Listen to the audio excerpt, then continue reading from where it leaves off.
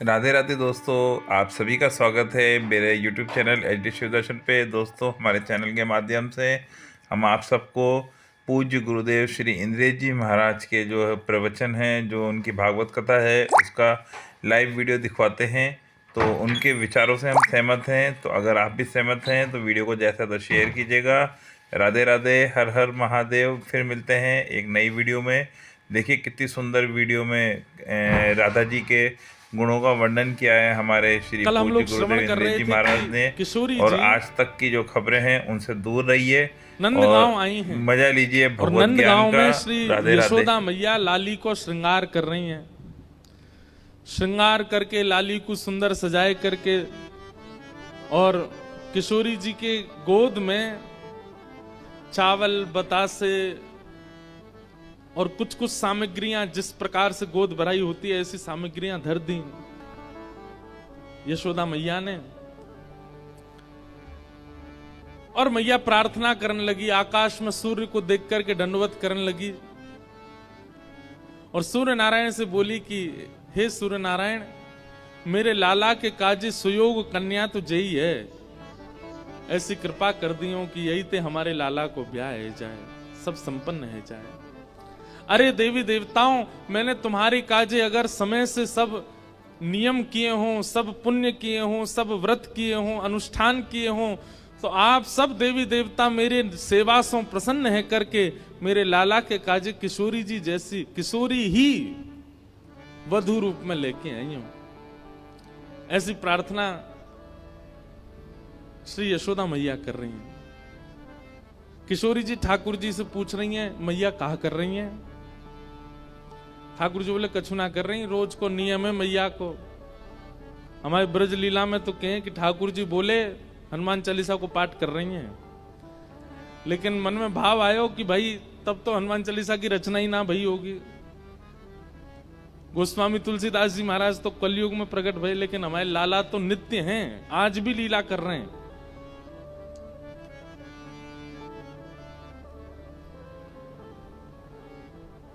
किशोरी जी बोली, मैया अब मुझको आज्ञा दो मैं जाऊं।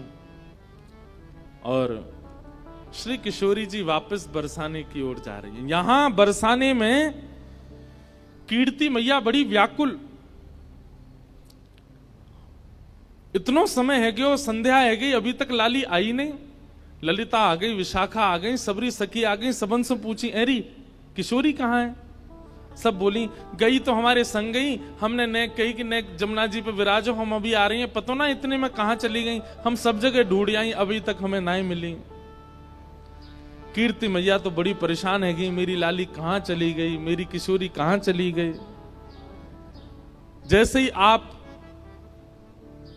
वृषभानु भवंत निकर के बाहर ढूंढवे के काजे जान लगी, इतने में ही सामने से छोटी सी नन्ही सी कुमारी श्री किशोरी जी नई सी झंगुली पहन करके, नई सी चुनरी पहन करके, नयो नयो से श्रृंगार करके, नई नई चूड़ी पहन के और ऐसे झोली में खूब सारो सामान लेकर के सामने तो धीमे धीमे चली आ रही हैं।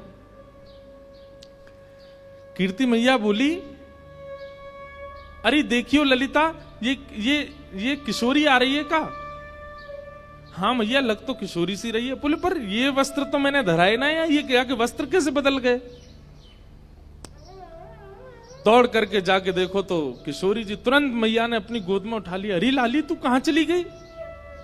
तू कहां को चली गई? और ये तेरे वस्त्र कैसे बदल गए? और इतनो सारो श्रृंगार ये कौन ने किए तेरो? ऐसी सुंदर पत्रावली, ऐसे सुंदर गले में हार, और ये तू कहां भर के लाई है अपने पास? खोल करके देखे तो वहां में जो जब बेटा को ब्याह पक्के करने के लिए बहू की गोद भरते हैं तो वो सारे सामान धरे थे।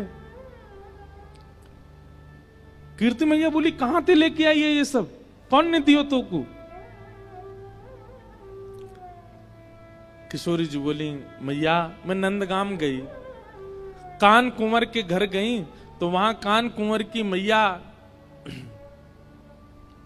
यशोदा जी ने ये सब श्रृंगार मुझ को प्रदान किया है। कीर्ति मैया सुन करके मनी मन विचार करने लगी, ये तो बचपन से हमारी बात हती कि लाला सो लाली को ब्याह करेंगे, ये तो बचपन से हमारी इच्छा आती। लेकिन अब देखो यहां कीर्ति मैया भी चाहती हैं कि किशोरी जी का ब्याह ठाकुर जी से हो, वहां यशोदा मैया, लेकिन कीर्ति मैया एक लीला प्रकट करती हैं और जैसी भावना कीर्ति मैया के हृदय में वैसी भावना सब बरसाने वाले के चित्त में है जाए, वाकई लिए किशोरी जी एक लीला करती हैं। कैसी लीला कि कीर्ति मैया इस संबंध के लिए थोड़ा थोड़ा इनकार कर देती हैं। कीर्ति मैया के अरे बचपन में तो हमारा बड़ो मनो कि भाई इनके लाला होएगो तो वहां से अपनी लाली को ब्याह करेंगे, पर अभी जैसे जैसे हमको सुनवे में आ रही है उनको छोरा तो कारो है और कार्य के संग संग वो तो टेढ़ो मेढ़ो है, वाके पाम भी टेढ़े, वाकी कमर भी टेढ़ी, वाको मुख भी टेढ़ो। एक सखी बोली कारो ना है मैया, नीलो है, नीलो। नीलो समझे? जैसे अभी बाहर का आकाश हुआ है, ये ठाकुर जी का एक्चुअल रंग है, और घना हो जाए वो ठाकुर जी का असली रंग है। हमारे ठाकुर जी कोरे काले नहीं है, कोरे नीले नहीं है। जब घनघोर घटा छाती है उस समय के आकाश का जो वर्ण है वो ठाकुर जी से बिल्कुल मैच होता है। एक सखी बोली कारो ना है मैया, नीलो है, नीलो। अरे जब तक वहां को नामकरण नहीं भयो सबरे नंद महर में सबरे बातें नीलमणि नीलमणि कह करके पुकारते। एक सखी बोली मैया बात तो तू सही कह रही है, कल को हमारी लाली ते ब्याह कर लेगो, रात में अंधेरो हैगो और किशोरी कहीं ढूंढने लगी कहां चले गए श्याम सुंदर, पतो चली बगल में ही बैठे हैं लेकिन अंधेरे के कारण दिख ना रहे। अरे कम से कम ऐसा तो होना चाहिए जो न प्रकाशमान रहे। किशोरी जी ये सब बात सुन रही हैं और नीची नजर करके बिल्कुल गहरी गहरी सांस ले रही हैं। उनको प्रिय नहीं लग रही ये सारी बातें। मनी मन मानो विचार कर रही हैं कि अरे सुनी भाई बातन पे काई को भरोसा कर रही हो मैया, एक बार देखो तो सही कान कुंवर है कैसे। अच्छा इस समय किशोरी जी की और ठाकुर जी की आयु कितनी है पता है? 5-5 वर्ष के हैं दोनों। 1 वर्ष बड़े होंगे ठाकुर जी, 6 वर्ष के होंगे, बस इतने छोटे छोटे से हैं।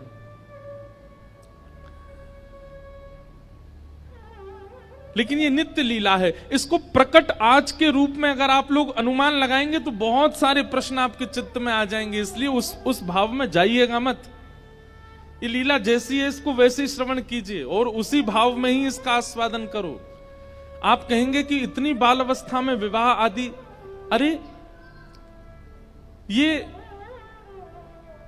संसार के विषय भोग और संसार के जो जो क्रियाएं पूरी होती हैं विवाह से, वो सब क्रियाओं के लिए ये विवाह नहीं है।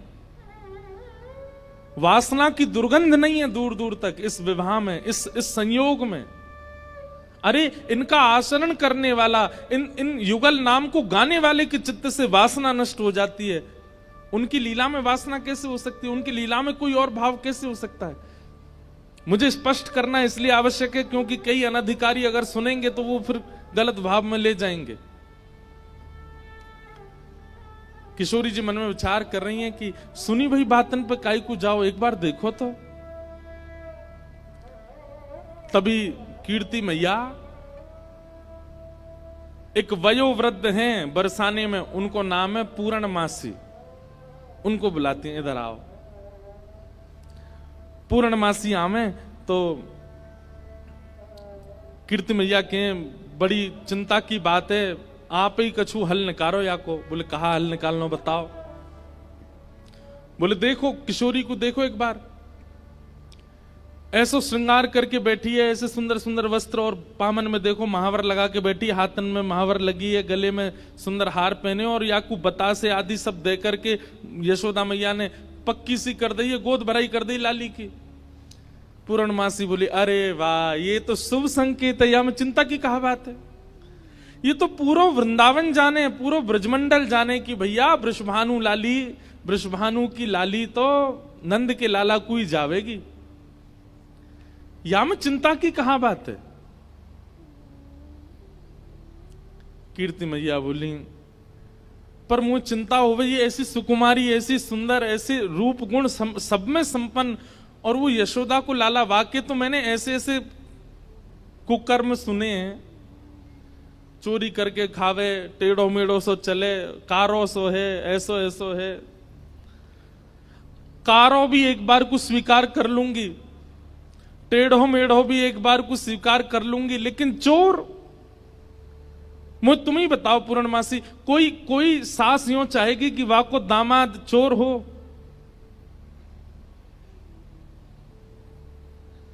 पूर्णमासी बोली, कन्हैया चोर है? बोले हाँ। और तुम सबरे कौन हो? बोले हम सबरे तो राजघराने के हैं, हम तो सबरे राजा हैं, रानी हैं, ऐसे हैं वैसे हैं। पूर्णमासी बोली, देखो जाए तो संसार में सब चोर हैं, या संसार में चोर तो कोई ना बचो।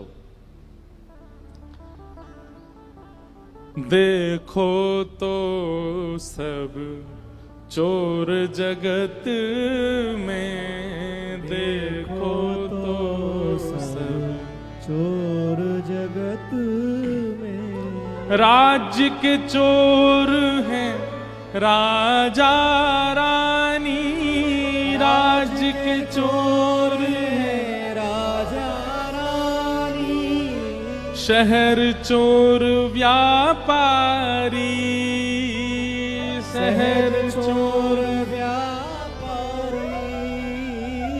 5 चोर सबके उर्माही, 5 चोर सबके उर्माही। ये पद समझने का है। हमारे सूरदास जी वर्णन कर रहे हैं क्या? राज्य के चोर हैं राजा रानी। राज्य के चोर कौन है? बोले राजा रानी चोर हैं, सेना से अपने नागरिकों से कर वसूलते हैं, उससे अपना पेट भरते हैं, अपना घर बनाते हैं, अपना सब कुछ बढ़िया करते हैं। चोर नहीं है तो कौन है? शहर के चोर व्यापारी। व्यापारी बैठे हो तो बुरा नहीं मानना। शहर में चोर कौन है? बोले व्यापारी हैं। जो वस्तु 5 रुपए की है उसको 8 रुपए की देते हैं, बीच में तो कुछ ना कुछ चोरी करी जा रही है। 5 चोर सबके उर्माही। हम सब के अंदर 5 चोर हैं। रूप, रस, स्पर्श, गंध और शब्द, इन 5 को चुराने के लिए हमारी सारी इंद्रियां भाग रही हैं। कोई रूप के पीछे भाग रहा है, कोई स्पर्श के पीछे भाग रहा है, कोई शब्द के पीछे भाग रहा है। सब चोर हैं संसार में। ब्रह्मा चोर आए वृंदावन, ब्रह्मा चोर आए वृंदावन। बालक बच्छ चुरायो, बालक बच्छ चुरायो। हाँ, इंद्र चोर प्रथु का है चोरों, इंद्र चोर प्रथु का है चोरों। बहुपाखंड बनाए, बहुपाखंड बनाए। अरे वो कन्हैया तुम्हें चोर दिख रहा है, चोर तो ब्रह्मा भी है। भागवत जी में लीला कथा आती है, विस्तार नहीं करूंगा। ब्रह्मा जी आए, आकर के ठाकुर जी के ग्वाल बालों को चोरी करके ले गए। बोले इंद्र चोर। इंद्र, कथा आती है कि पृथु महाराज के घोड़े चुरा करके इंद्र भाग जाता था। बोले जब ब्रह्मा चोर हो सकता है, इंद्र चोर हो सकता है, तुम चोर हो सकते हो, राजा रानी चोर हो सकते हैं, व्यापारी चोर हो सकते हैं, तो फिर अकेलो कन्हैया बदनाम काय को किया जा रहा है। और शंकर चोर हरत सब अवगुण, शंकर चोर हरत सब अवगुण। शिव शिव जोई पुकारे, शिव शिव जोई पारे। शंकर जी के आगे जो शिव शिव कहता है, ये भी उसके अंदर के सारे अवगुणों का हरण कर लेते हैं, चोरी कर लेते हैं, वो भी चोर हैं। संत चोर, संत भी चोर हैं। बोले क्यों? हरि हृदय चुरायो, संत चोर हरि हृदय चुरायो। तुकाराम जी महाराज ने पंडरीनाथ भगवान का हृदय चुरा लिया। बिना तुकाराम जी की वाणी सुने विठल को सुख नहीं मिलता। जनाबाई, बिना जनाबाई के स्वर सुने ठाकुर जी को रहा नहीं जाता। रात में मंदिर बंद होने के बाद जाते हैं जनाबाई के पास सुनने के लिए, सुनाओ मुझे कुछ। संत चोर हरि हृदय चुरायो, संत चोर हरि हृदय चुरायो। जो त्रिभुवन विस्तारी, जो त्रिभुवन विस्तारी,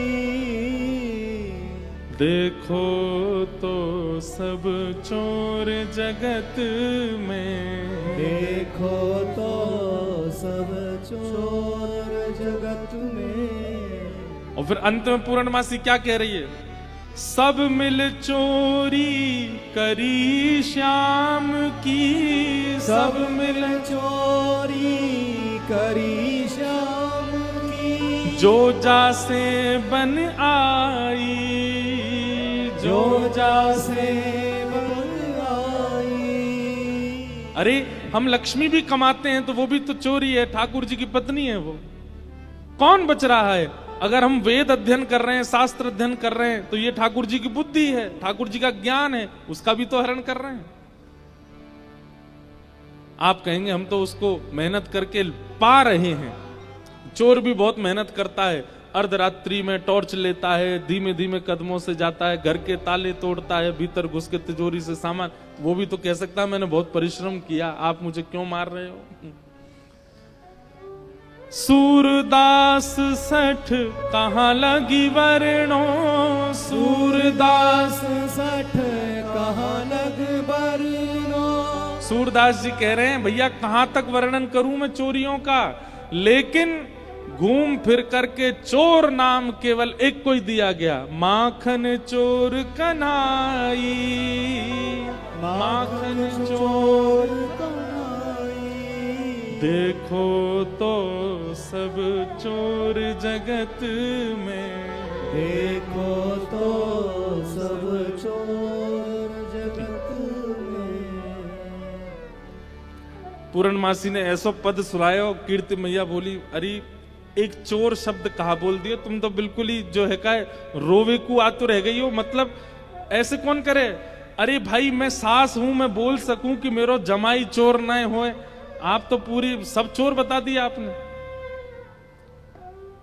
अरे कीर्ति मैया तूने एक विचार कर, नंद बाबा यशोदा के यहां कोई माखन की कमी है, कोई दूध की कमी है, कोई दही की कमी है? ये सब लीला कीर्ति मैया इसलिए कर रही है क्योंकि बरसाने की सब सखियां खड़ी हैं, ये सुने, कल को ये लोग ना कुछ कहने लग जाएं। आज इनके सामने स्पष्ट कर दूं सब बात, इसलिए कीर्ति मैया ये लीला कर रही हैं। और पूर्णमासी की बात सुनकर के सब सखियां ही बोलने लगी, अरे कीर्ति मैया पूर्णमासी सांची कह रही है, वाके घर में कोई कमी थोड़ी है, वो चुरावे जावे वाको सुख है, वो सबन को सुख देवे जावे, और ना कोई को चोरी जैसा अनुभव होवे। कीर्ति मैया बोली मैं फिर भी चाहूंगी कि पूर्णमासी तुम जाओ और कहा करो, बोले जैसे हमारी लाली उनने नंदगाम बुला लई, टीको कर दियो, काजल लगा दियो, वस्त्र पहना दिए, ऐसे कैसे करके वह लाला को बरसाने लेके आओ। सब लोग ध्यान से सुनियो, ठाकुर जी अब तक रूप बदल बदल के बरसाने आए हैं, लेकिन अपने वास्तविक रूप में अभी तक बरसाने आए नहीं हैं ठाकुर जी। और जैसी कीर्ति मैया ने कही कैसे भी लाला लेके आओ, और याद रखियो ना तो नंद को पता चले, ना यशोदा को पता चले, ना दाऊ दादा को पता चले, ना रोहिणी को पता चले, और वहां के जो छोटा सबरे सखा हैं उनको भी पता नहीं चलनी चाहिए। अकेले कन्हैया को बरसाने लेके आओ, हम सबरी सखी घेर के वाके एक एक रों को देखेंगे, तब लाली को ब्याह करेंगे। पूर्णमासी बोली ये तो बड़ो कर्रो काम है, एक तो वो इतना चंचल है, कोई के हाथ में आवे ना, वाकू लेकर के इतनी दूर लानो और फिर इतने सब सकीन के बीच में रखनो। बोले ना पूर्णमासी अब ये काम करो, ऐसी सुकुमारी हमारी लाली, हमने देखभाल के सब करेंगे। सब सखियों के मन में भी प्रेम उत्पन्न होने लगा कि श्याम सुंदर आएंगे, हम भी उनको देखेंगे, हम भी न अनुभव करेंगे कैसे हैं। किशोरी जी को भी सुख है कि एक बार आ जाएं बरसाने में, यहां बैठ करके सबके बीच उनका दर्शन पुनः हो जाएगा। पूर्णमासी बोली तो ठीक है मैं जा रही हूं ठाकुर जी को लेने। एक प्रकार से किडनैपिंग होने वाली है ठाकुर जी की। पूर्णमासी निकल पड़ी। ठाकुर जी यहां गैया चरा रहे थे अपनी, बाकी के सब सखा अपने अपने घर को जा चुके, एक मनसुखा ठाकुर जी के पास रह गया था। पूर्णमासी दूर से देख रहे, बोले हाँ बढ़िया है, सबरे सखा चले गए, ये मनसुखा का है, पतलो सोया तो 2-4 रेपटा में मैं गिरा दूंगी, कन्हैया ले जाऊंगी। पूर्णमासी जो थी उसकी आयु होगी 80-90 के लगभग, कमर उसकी झुकी हुई थी और ऐसे थोड़े लचक लचक के चलती, जैसी चलती आ रही इतने में ही मनसुखा बोलो लाला देखियो, ऐसा लग रहा हो कोई झूला झूल तो भयो आ रहा का। ठाकुर जी बोले हमें लग तो ऐसा ही रहो कोई झूला ही चल तो भयो आ रहा का। उसकी आकृति ऐसी मानो कोई झूला चल के आ रहा है। थोड़ी पास आई तो इतने में मनसुखा, अरे लाला जी तो वो है पूर्णमासी। ठाकुर जी बोले जी कहा करे, बोले ये क्वार इनको ब्याह कराती डोले, कोई क्वारो दिख जाए वही को ब्याह करा दे। लाला आज हमारो तेरो सौभाग्य देख, मधुमंगल तनसुखा मनसुखा तनसुखा धनसुखा सबरे चले गए, बस मैं और तू ही बचे हैं और हमारे सामने पूर्णमासी आई है। आज चूकनो नहीं है, अपनो ब्याह को सब प्रस्ताव धर लेंगे, कर लेंगे बढ़िया थे, लंबी दंडौत करेंगे याकू आज। ठीक है। जैसे पूर्णमासी आई, ठाकुर जी अरे मासी बड़ी दिनान में मिलियो, जय हो दंडवत प्रणाम। ठाकुर जी की प्रणाम देख करके पूर्ण, अरे मेरो लाला, अरे कन्हैया इतकू आजा, हृदय ते लग जा मेरे, अरे लाला तू को ऐसी बहु ढूंढ के लाऊंगी मैं, तू कहा पूरो नंदगाम देखतो रहेगो।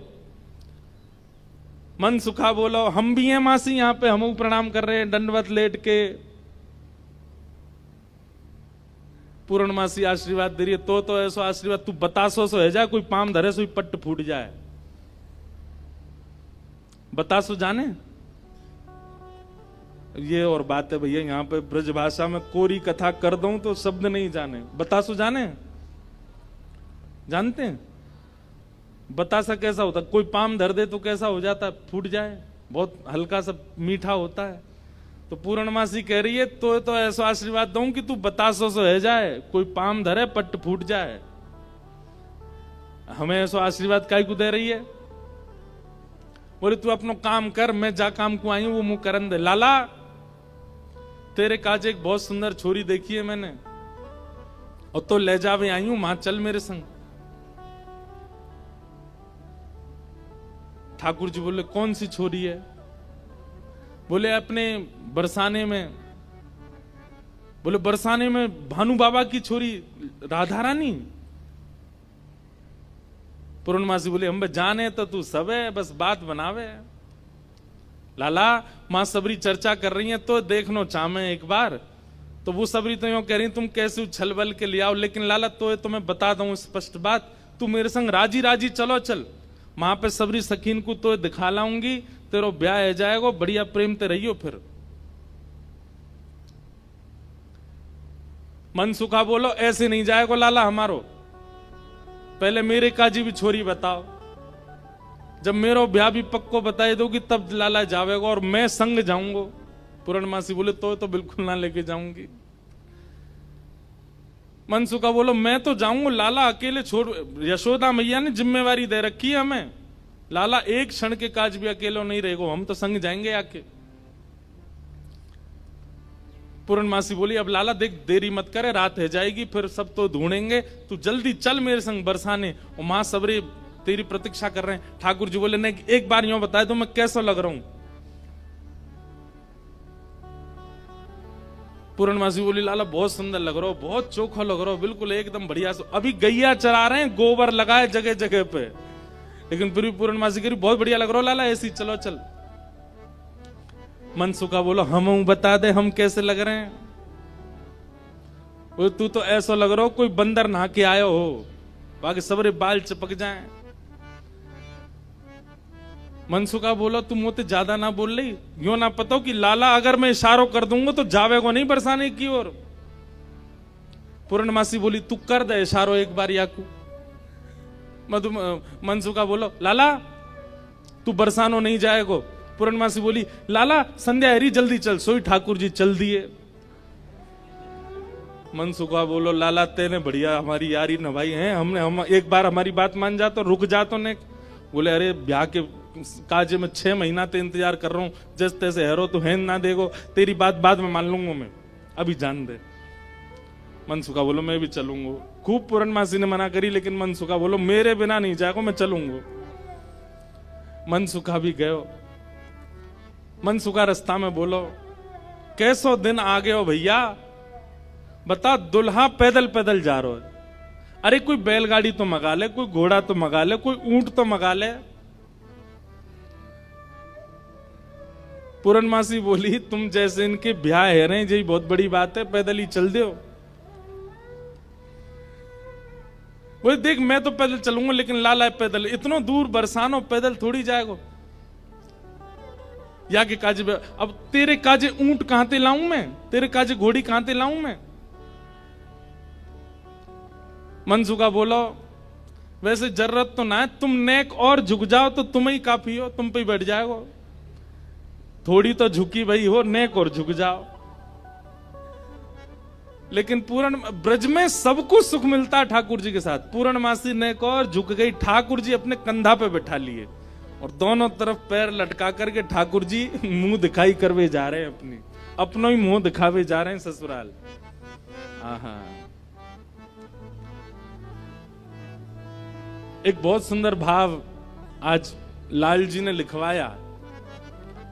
जैसे ही ठाकुर जी बरसाने पहुंचे, आज तक छोटी गोपी बन के जा चुके हैं, जोगी बन के जा चुके हैं, खूब रूप बदल बदल के ठाकुर जी गए, लेकिन पहली बार अपने प्रत्यक्ष रूप में बरसाना जा रहे हैं ठाकुर जी।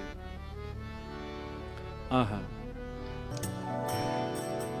पूर्णमासी करी लाला पहली बार आयो बरसाने। ठाकुर जी कह रहे हैं हाँ पहली बार आया हूं। बोले हाँ प्रत्यक्ष रूप में तो पहली बार लाला आयो है, वैसे तो जन कितनी बार आ चुको। खुद ही कंधा पे बैठे बैठे रास्ता बता रहे, आगे ते बाएं मुड़ जाइयो, यहाँ ते दाएं मुड़ जाइयो, यहाँ ते सीधे चलियो वही है। अच्छा पहली बार आयो तू। ठाकुर जी बोले ना आ चुका हूं, लेकिन स्वप्न में आयो, स्वप्न में देखो मैंने बरसानो। लेकिन जैसे ही ठाकुर जी पहुंचे बरसाने, हर घर में मानो जैसे आनंद की अपने आप लहर छाने लगी, चंदन की सुगंधी आने लगी, शीतल वायु सबके अंग को स्पर्श करके आह्लाद प्रकट करने लगी। जिस रूप माधुरी का दर्शन आज तक नंदगांव गोकुल की गोपियां करती थी, आज उस रूप माधुरी का दर्शन बरसाने की गोपियां कर रही हैं। अक्षणवताम फलमिदं न परम विदाम। श्रीमद् भागवत के वेणु गीत में गोपियां कहती हैं इन आंखों को प्राप्त करने का एक ही साफल्य है कि इन आंखों से मृत्यु से पहले श्री कृष्ण को देख लो। अगर इन नेत्रों से श्री कृष्ण का दर्शन नहीं किया तो नेत्र पाकर के भी आपने कुछ नहीं पाया है। हर घर में गोपियां अपनी अटारियों पर, खिड़कियों पर आकर के खड़ी हो गई हैं, श्याम सुंदर की मनोहर झांकी को देख रही हैं। क्या रूप झांकी, क्या ठाकुर जी के सुंदर नेत्र, क्या ठाकुर जी की छवि। अच्छा एक तो होता है सुंदरता, पर सुंदरता में भी ठाकुर जी के नैन नक्श इतने सुंदर हैं कि कोई चाह करके भी उनको ना देखे हो नहीं सकता। कीर्ति मैया को इतने भागे, मन तो हुआ कि अभी गोद से उतारूं, अभी भामर पड़वा के ब्याह कर दूं लाली को। था तो जय है वो कारो कलूटो। मन में तो सोच रही है कैसे श्याम सुंदर, लेकिन बोल क्या रही, अच्छा जय है वो कारो। ने क्या ठाड़ो करके दिखाइयो, मैंने सुनी है 3 जगह ते टेढ़ो है जी। ऐसे कोई जमाई का स्वागत करता है, लेकिन कीर्ति मैया ऐसे ही कर रही हैं कि स्वागत ही ऐसा कि अच्छा तो जई है वो कारे कारे कारे काले कलूटे। ठाकुर जी की रूप माधुरी पर ही आक्षेप करने लगे सब। बैठा दिए, अब बैठा करके सब सखियां घेर करके बैठी हैं, बीच में श्याम सुंदर बैठे हैं। बैठ जाओ लाली, लेंगे बाद में। हाँ सब लोग इधर देखो, ध्यान से सुनो। ठाकुर जी को बैठा करके सब सखियां घेर करके बैठी हैं और अब आपस में चर्चा करनी है। बीच में मनसुखा भी बैठा है। सखियां आकर के बोली मैया जमाई तो आयो संग में, मुंह दिखाई करवावे आयो संग में, पर ये अपने गामते बंदरन ने काई को लिया आयो संग में। मनसुखा बोला हम बंदर ना आए, हम लाला के सखा हैं, हमारे कहे बिना कछु ना करे लाला। हम कहें तो उठे, हम कहें तो बैठे, हम कहें तो चले, हम कहें तो सोवे, हम कहें तो खावे।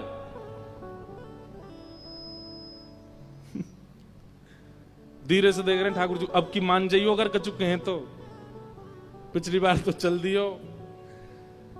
सब सखियां ठाकुर जी को कोई कान पकड़ के देख रही है, मैया कान तो ठीक है, आके नाक पकड़ के देख रही, मैया नाक हो ठीक है, या की आंखन में घूर घूर के देख रही, बोले मैया आंख हो ठीक है, या की मुखमंडल देख रही हैं, हाथ देख रही हैं, पाम देख रही हैं, चलवा के देख रही हैं, चलवा के देख रही हैं, सब गोपी करी। मैया चाल तो बढ़िया है, लेकिन नेक ऐसी लगे जनानी सी, जनानी समझे, ऐसा लगे नेक नेक कोई छोरी चल रही है का।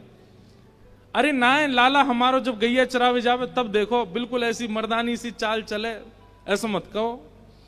सब ठाकुर जी को घेर करके विविध विविध प्रकार की बातें कर रही हैं। एक गोपी बोली लाला तुम बाकी सब चीजन में तो ठीक हो, लेकिन फिर चोरी काय को करो। ठाकुर जी बोले हम चोरी ना करें, ये सबरे ब्रजवासी मक्खन निकारें, दूध घी दही सब इकट्ठो करें और कंस को जाकर के दया में, तो कंस के यहां जावे से रोकें, वहां हमारे चोरी करें। और मक्खन की चोरी, दूध की चोरी, दही की कोई चोरी है? चोरी तो आभूषण की होयो करे। तभी एक गोपी बोली हमने तो ये भी सुनी है कि तुमने किशोरी जी की मुंदरी चुरा ली एक बार। ठाकुर जी की मुंदरी चोरन लीला है, वो भी मैंने कही है एक दो बार, सूक्ष्म ही सुन लो। किशोरी जी एक बार नृत्य सीखने गई ठाकुर जी के पास, ठाकुर जी ने नृत्य सिखाया किशोरी जी को। नृत्य सीखने के बाद किशोरी जी जैसे ही वापस जाने लगी तो ठाकुर जी मनी मन सोचने लगे वाह मुफ्त में सीख के जा रही है, कछु दक्षिणा भी ना दई मोकू। अरे भाई गुरु से शिक्षा ग्रहण करने के बाद कछु देनो चाहिए। लेकिन कोई बात ना, हम ऐसे गुरु हैं कि कोई दे के नहीं जाएगा तो मांग के ले लेंगे, और मांग के भी नहीं देगो तो छीन के ले लेंगे। किशोरी जी के पास जाके ठाकुर जी ने ऐसे गलवैया दई, किशोरी जी बरसाने जा रही, ठाकुर जी बोले श्री जी देखो एक कैसे तोता बैठा ऊपर। श्री जी बोली कहां है, मोह तो ना दिख रहा। अरे वो बैठो ऊपर। श्री जी बोली मोह तो ना दिख रहा। अरे अपने हाथ दिखाओ, मैं दिखाऊं। हाथ पकड़ करके ऐसे दिखा, देखो वो बैठो वो बैठो, और ऐसे दिखाते दिखाते दिखाते हाथ में से ऐसे मुंदरी निकाली और निकाल करके अपने फेंट में धर ली। किशोरी जी बोली मोह तो दिखो ना, अब तो उड़ गो, अब तो चलोगो, आप जाओ बरसाने जाओ, रात हो जाएगी। ऐसी ठाकुर जी की मुंदरी चोरी लीला, फिर बड़ी सुंदर आनंद आते हैं। फिर बाद में सब सखियां ठाकुर जी के मुकुट चुरा ले जाती हैं। बड़ी अच्छी लीलाएं सुनाएंगे, कल परसों में सुनाएंगे। एक गोपी बोली मैंने तो सुनी है तुमने मुंदरी भी चुराई।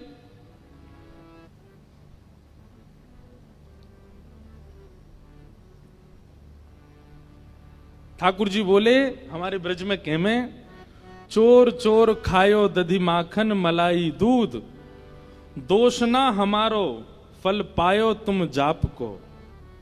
अरे ये तुम्हारे घर ते जो मलाई दूध आदि सब खाए ना, ये गोपीन के घर ते चोरी नहीं भैया, उनके जप तप को फल मिला उन्हें कि मैं उनके यहां चोरी करवे आया हूं। चोर चोर खायो दधी माखन मलाई दूध, दोष ना हमारो फल पायो तुम जाप को। मैं तो यहां आयो ब्रज में जन्म है, मैं तो यहां ब्रज में जन्म हूं। भक्तन को सुख दऊं मेटू संताप को, मुंदरी जो चुराई तेरी खसम की कमाई ना। मुंदरी जो हमने चुराई वो तेरे पति की नहीं, तो तू मत बोले हम ते कि कौन की चुराई कौन की नहीं चुराई। हम श्याम श्यामा एक झगड़ो नहीं आपको, हम दोनों एक हैं, तुम कहा जानोगी यह बात।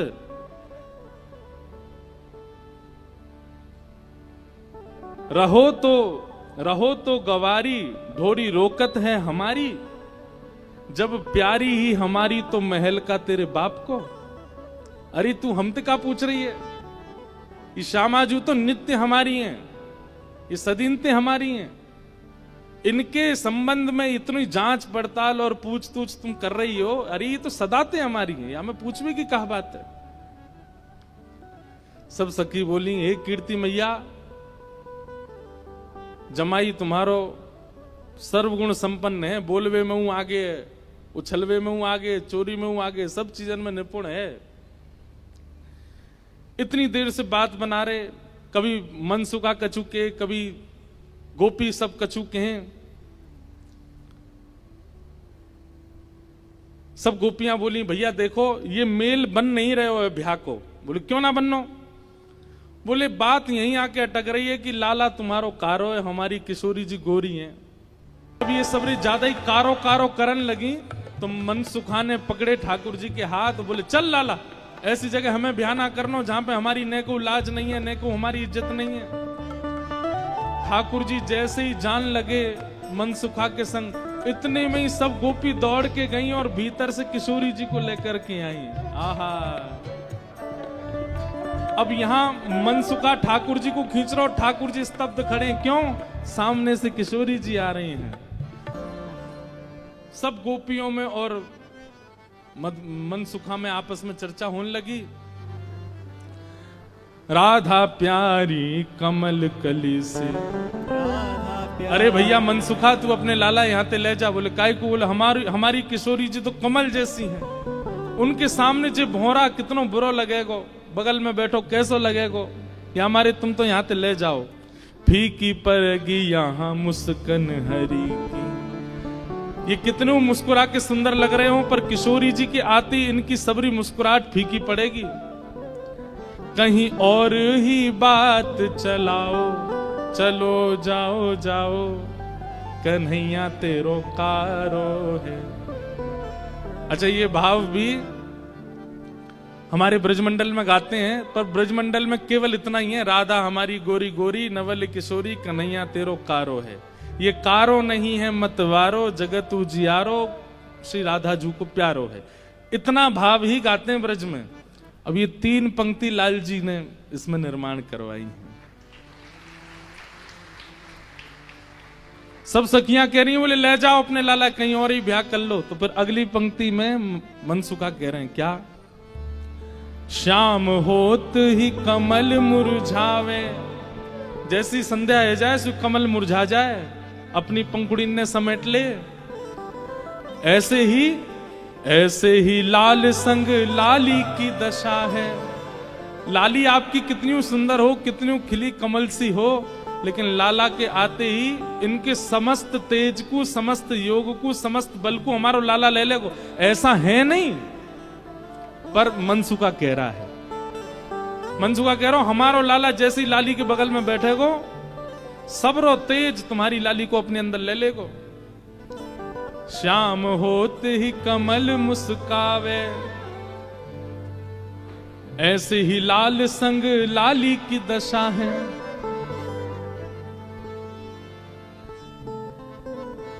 ठीक है, हम अपने लाला ले जा रहे हैं। और जैसे ही ठाकुर जी को हाथ पकड़ करके मनसुखा ले जाने लगो, 2-4 सकीन के मुख मुरझाए गए। ऐसे मन में ना पछताओ, सुंदर वर पाओ। मानो जाते जाते कह रहे हैं, मन में पछताओ मैं, अभी भी समय बोल दो तो हम रुक जाएं, लाला ती ब्याह करा देंगे श्री जी को। ऐसे मन में ना पछताओ, सुंदर वर पाओ, कन्हैया मेरो प्यारो है। प्यारे गिरधर लाल की जय। तो मनसुखा क्या कह रहा है? श्याम होत ही कमल मुरझावे, ऐसे ही लाल संग लली की दशा है। अरे तुम्हारी लाली कितनी प्रकाशमान क्यों ना हो, हमारो लाला जैसे ही आकर के बगल में बैठेगो, सबरे तेज को अपने अंदर ले लेगो। ऐसे मन में ना पछताओ, सुंदर वर पाओ। मन में पछताओ मत, हमें पता है मनी मन तो आप सब लोग ये सोच रहे हैं कि आपकी किशोरी जी से भी ज्यादा सुंदर आपको वर मिल रहा है। सुंदर वर पाओ, कर लो ब्याह, कोई चिंता वाली बात नहीं है। जैसे ही हाथ पकड़ करके ठाकुर जी को मनसुखा ले जाने लगो, बरसाने थे, इतने में ही सखी गई और भीतर से किशोरी जी को लेकर के आई। आहा, मनसुखा कह रहा हूं मेरो लाला मेरी बात माने, अब मैं कह रहा हूं चल लाला देख मेरे संग नंदगाम जा रहा है। इतने में सखी सब किशोरी जी को लेकर के आई। आहा, सन्मुख आई जब श्यामा प्यारी, सन्मुख आई जब श्यामा प्यारी, सन्मुख आई जब कुंवर किशोरी, सन्मुख आई जब कुंवर आहा, किशोरी, देख लाल के न्योछावर तोरी, देख लाल के न्योछावर तोरी। ठाकुर जी जा तो रहे थे मनसुखा के संग, लेकिन जैसी किशोरी जी आती दिखी ठाकुर जी तो वहीं स्तब्ध रह गए। मनसुखा खींच तो ही जा रहा हो, ठाकुर जी हिल नहीं रहे, वहां से सामने देख रहे। लाला कहाँ हो, कौन को देख रहा है? ठाकुर जी तो दूर से ही बलैया लेने लगे, तरण तोड़न लगे किशोरी जी को देख करके। आहा, सन्मुख आई जब कुंवर किशोरी, सन्मुख आई जब कुंवर किशोरी, देख लाल किए न्योछावर तोरी, देख लाल किए न्योछावर तोरी। गिरधर मन में मुस्काए, श्यामा के मन भाए, जोड़ी ये अति प्यारी है। गिरधर मन में मुस्काए, श्यामा के मन भाए, जोड़ी ये प्यारी है। हाँ, गिरधर मन में मुस्काए, श्यामा के मन भाए, जोड़ी ये अति प्यारी है। गिरधर मन में मुस्काए, श्यामा के मन भाए, जोड़ी है प्यारी है। आहा, किशोरी जी को देख करके ठाकुर जी तो मुस्कुराने लगे और वहीं स्तब्ध है गए। किशोरी जी आई, किशोरी जी देख के ठाकुर जी रुक गए। सब सखियां बोली हाँ मनसुखा ले जा लाला, नंदगाम ले जा, चल रहे लाला चल मेरे संग। ठाकुर जी बोले तू चलो जा, मैं तो ना जा रहा हूं, मैं तो यहीं रहूंगा, श्री जी के सन्मुख ही विराजूंगा मैं तो। मनसुखा बोलो लाला आज तेने मेरी 2 बार नाक कटवाई है, एक तो तेने पूर्णमासी के सामने कटवाई, दूसरी अब सकीन के सामने कटवाई दे। बोले तेरी तो नाक कटेगी, मैं संग चलोगे मेरो तो संबंधी कट जाएगो, तेरो ब्याह ना हेरो, तू तो चाहे कि मेरो नहीं हो, मैं तो कर गया हूं ब्याह, तू चलो जा। और वहीं किशोरी जी जैसे ही आई हैं, आहा, सबके नेत्र पता नहीं क्यों सजल हो गए। ऐसा कोई व्यवस्थित विवाह प्रसंग कहीं वर्णन नहीं है, ये मिलन ही विवाह है किशोरी जी और ठाकुर जी का। ये मन में विवाह हो रहा है सब ब्रजवासियों के और सब जनों के। सेज पर ले जाकर के किशोरी जी को बिठाया, सुंदर सिंहासन पर किशोरी जी बैठी हैं और तभी ठाकुर जी बगल में आकर के बैठे। जैसे ही ठाकुर जी आकर के बैठे, सब बरसाने की सखियां, गोपियां, कीर्ति मैया सब नजर उतारने लगी, आरती करने लगी। आहा, इतने सुंदर लग रहे हैं दोनों, आनंद में भर गए सब।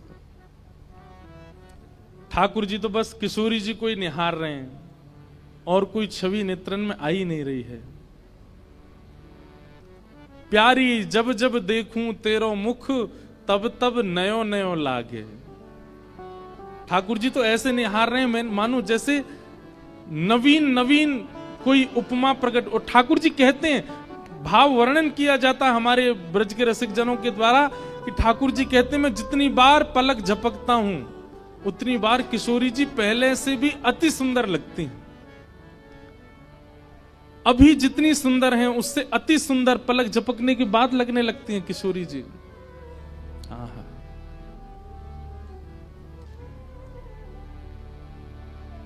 किशोरी जी के सामने जैसे बैठे, कीर्ति मैया से पूर्णमासी बोली मैया देख लो कैसी छवि लग रही है, कैसा अद्भुत लग रहा है स्वरूप। मैया बोली ना मैं तो मनी वैसे ही चिंता कर रही, वास्तव में ऐसा लग रहा हो कि जैसे मानो हमारी लाली और ये लाला दोनों एक दूजे के काजे ही बने हैं, दोनों की छवि एक दूजे के काजे ही प्रकट भई है। आहा। उत वनमाल इत भ्रकुटि विशाल सोहे, दर्शन करो कैसे लग रहे हैं दोनों। उत वनमाल, ठाकुर जी ने वनमाल पहनी है, भ्रकुटि विशाल सोहे, माथे पे मुकुट इत बिंदी भाल दीनो है, उत में पीतांबर इत चुनरी अनूप रंग, उत श्याम रंग इत गौर रंग भीनो है, उत सो बजाओ कान बांसुरी अनूप राग, इत सो बजत पग नूपुर रस झीनो है। आहा, जोरी है अनूठी लागे उपमा सो झूठी, राधा सोने की अंगूठी कृष्ण नीलम नगीनो है, राधा सोने से अंगूठी कृष्ण नीलम सो नगीना है। तप्त कांचन गौरांगी, ठाकुर जी के बगल में बैठते किशोरी जी कैसी लग रही है, मानो जैसे किशोरी जी तो कोई स्वर्ण की अंगूठी हैं और वह स्वर्ण की अंगूठी में नील मणि श्री कृष्ण लगे हुए हों। दर्शन करके सब सखियां, सब बरसाने की गोपियां निहाल हो गईं। सब कहने लगी मैया अब तो तुम मुहूर्त मत न करवाओ, अब तो तुम कोई की प्रतीक्षा मत करो, ब्याह कर ही दो, आज लाला सही हाथ पड़ गयो आगे। कीर्ति मैया मनी मन विचार कर रही, बोले विवाह तो मन में तो है ही चुको है, मन में तो सबके भामर पड़ गई हैं ठाकुर जी की और किशोरी जी के।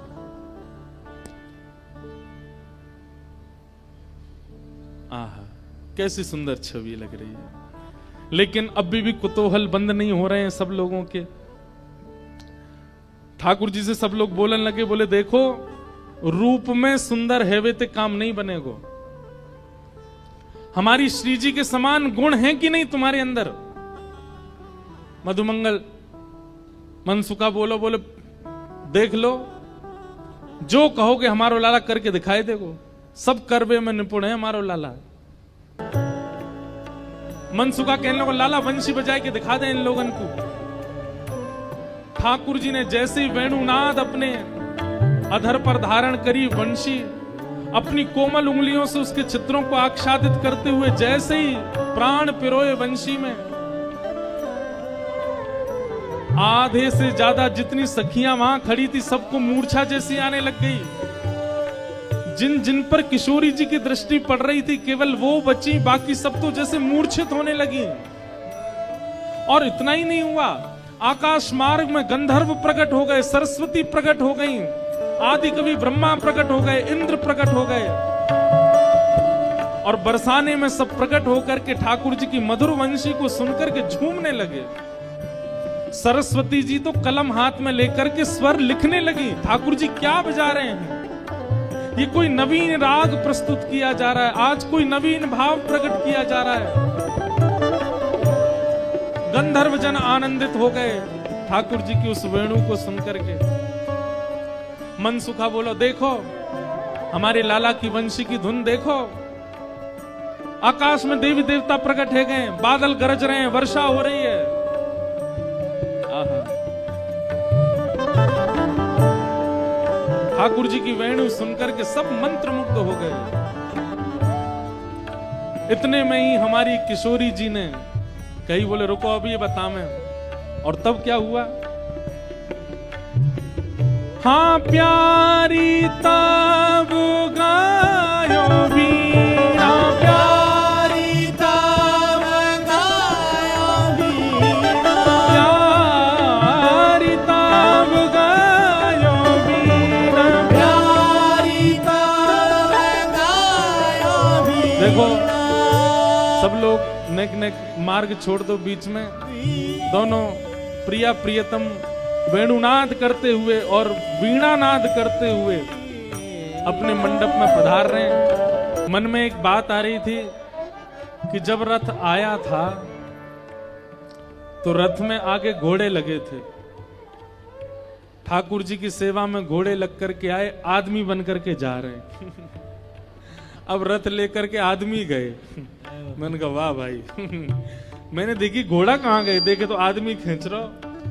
मैंने कि ये तो अद्भुत बात है कि ठाकुर जी की सेवा में घोड़ा आए, आदमी बन करके जा रहे हैं।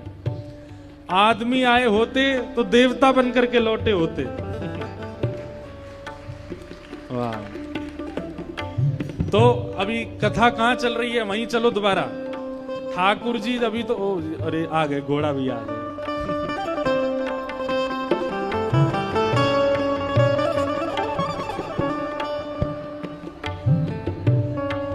वाह भाई।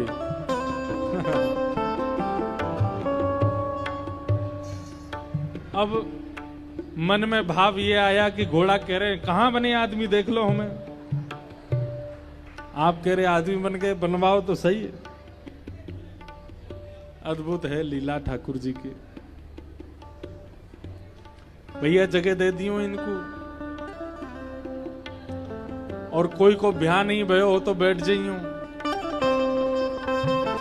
आप तो है जाए, बैठ जाओ। हाँ पहले बड़े हमसे उम्र में बड़े, इनका पहले होना चाहिए। गाइए।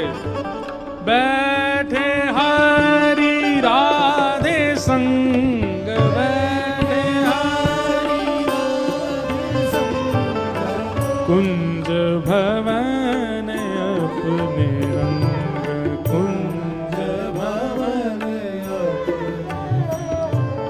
ठाकुर जी ने ऐसी वंशी बजाई महाराज कि सब सखियां तो मूर्छित होने लगी। आकाश मार्ग में देवी देवता प्रकट हो गए। प्रकट होकर के ठाकुर जी की मधुर स्वर को सुनकर के सब मानो आश्चर्यचकित हो गए। मन सुखा बोलो गोपिंद, देखी हमारे लाला की वंशी, देखी आधी तो तुम में तो मूर्छित है गई, और आकाश में देखो देवी देवता प्रकट हो गए लाला की वंशी सुनवे के काजे। ऐसो ऐसो संगीत को गुण हमारे लाला में है। अरे याते बढ़िया छोरा कौन सा मिलेगा, गुण संपन्न है, यही तो ब्याह करो। इतने में ही हे प्यारी तब गायो बीन, प्यारी तब गायो बीन, प्यारी तब गायो बीन। बीड़ा उठाई है किशोरी जी ने। सकल कला गुण प्रवीण, सकल कला गुण प्रवीण, अति नवीन रूप सहित, अति नवीन रूप सहित, तान वह सुनाई, तान वह सुनाई। बैठे हरि राधे संग, बैठे हरि राधे संग।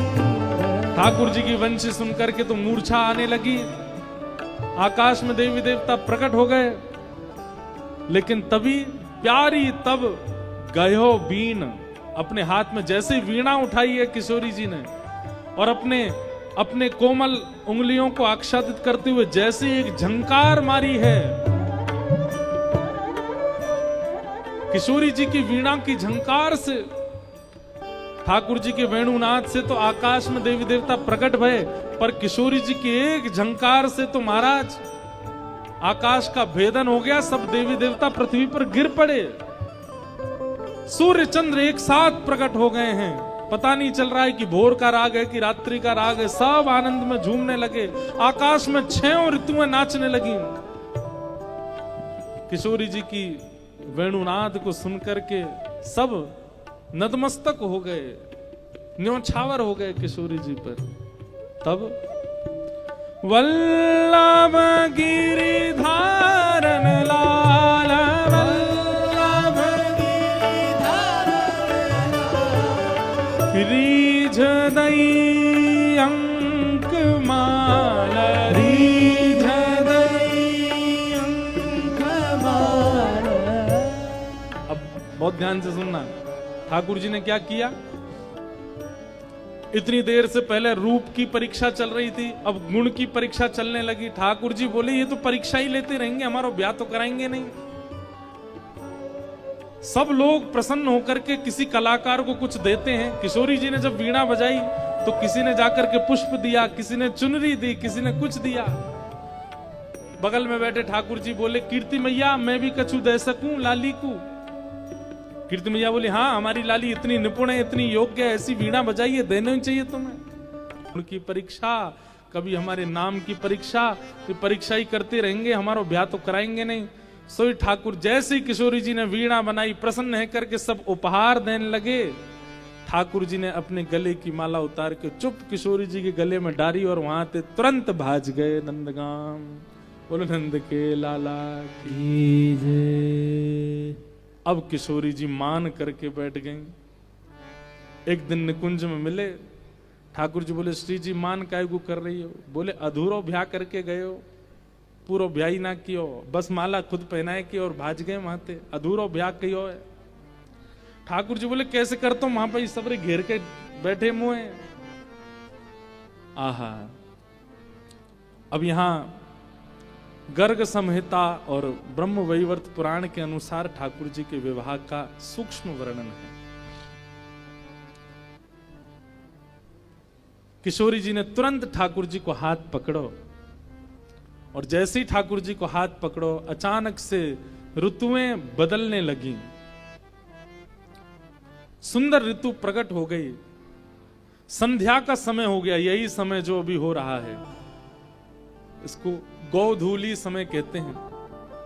गोधूली बेला हुई, यमुना के तट पर श्यामा श्याम दोनों प्रकट हो गए। असंख्य नाव यमुना जी में प्रकट हो गई। उन नावों में दो प्रकार की सखियां, अब अभी तक जो लीला चल रही थी वो कुंज में चल रही थी, अब निकुंज में है। कुंज, निकुंज, निभृत निकुंज, ये तीन हैं, ध्यान से सुनिएगा। कुंज में सखा भी हैं, सखियां भी हैं, ब्रजवासी भी हैं, किशोरी जी भी हैं और ठाकुर जी भी हैं। लेकिन निकुंज में केवल सखियां हैं, किशोरी जी हैं और ठाकुर जी हैं, और कोई नहीं है, कोई ब्रजवासी नहीं, कोई सखा नहीं। लेकिन निभृत निकुंज में केवल श्यामा श्याम और ये जिसको चाहें वो हैं, और कोई नहीं है। तो अब तक निकुंज की लीला सुन, अब निभृत निकुंज में प्रवेश हो गया। और निभृत निकुंज में सामान्य ही कथा है, लेकिन एक बड़ी अच्छी बात है ठाकुर जी के विवाह की। यमुना में असंख्य नाव और उन नावों में असंख्य सखियां प्रकट हो गईं। और कैसी सखियां? कुछ तो हैं गौर सखियां, गोरी सखियां, और कुछ हैं श्याम सखियां। श्यामा सखियां और गौर सखियां प्रकट हुई। गौर सखियां तो सब किशोरी जी के पक्ष में चली गईं और श्यामा सखियां सब ठाकुर जी के पक्ष में आ गईं। इतने में ही दिव्य सुंदर मंडप प्रकट हो गया। समस्त देवी देवता ये किसी ना किसी रूप में वहां पर प्रकट हो गए, सब सखियां बनकर के आए हैं। विवाह के लिए दो चौकी प्रस्तुत की गई, सुंदर श्रृंगार किया गया, अद्भुत पोशाक धारण कराई दोनों युगल सरकार को। ठाकुर जी जैसे ही मंडप में विराजे हैं, किशोरी जी सन में विराजी हैं। इतने में ही ब्रह्मा जी प्रकट हो गए और ब्रह्मा जी प्रकट होकर के बोले ये तो मेरी वर्षों से प्रतीक्षा थी कि मैं ठाकुर जी के पाणिक ग्रहण संस्कार में मैं आऊं और मेरे द्वारा ही ठाकुर जी का पाणिक ग्रहण संस्कार हो। ललिता विशाखा आदि बोले देखो ब्रह्मा जी ये निकुंज है, निकुंज में सखियों की आज्ञा के बिना प्रवेश नहीं होता, आप कैसे आ गए यहां पे? ठाकुर जी बोले आपकी आज्ञा के बिना आ नहीं सकते। ब्रह्मा जी बोले आपकी आज्ञा के बिना आ नहीं सकते, लेकिन आ गए हैं, इसका मतलब है किसी ने तो आज्ञा दी होगी। ललिता विशाखा बोली बात तो सही है, हमने आज्ञा नहीं दी तो फिर आ कैसे गए? तभी देखा तो ठाकुर जी मुस्कुरा रहे थे, बोले हमने इनको बुलाया है। ललिता जी बोली तुमने काय को बुलाया हो? बोले हमें यूं ही कि अच्छो पुरोहित आवे तो ऐसो ब्याह करा के जाएगा कि जीवन भर की गांठ बंधी रहेगी, कभी खुलेगी नहीं। अच्छे पुरोहित से ब्याह हो जाए, अच्छे वेद मंत्र पाठी अगर ब्याह पढ़ाने आए तो निश्चित है कि ब्याह पर उसका भी प्रभाव होता है।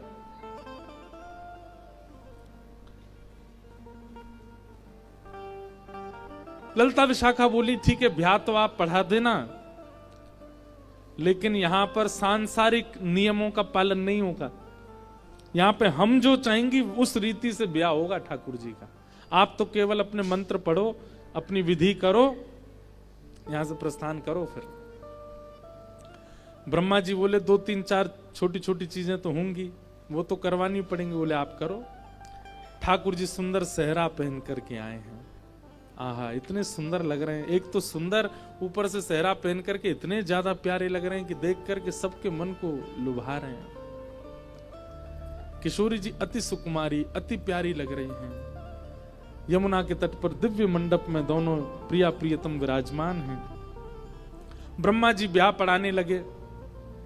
ब्याह पढ़ाते ही कहा भैया कन्यादान होगा, कन्यादान के लिए वधु पक्ष के माता पिता का आना जरूरी है।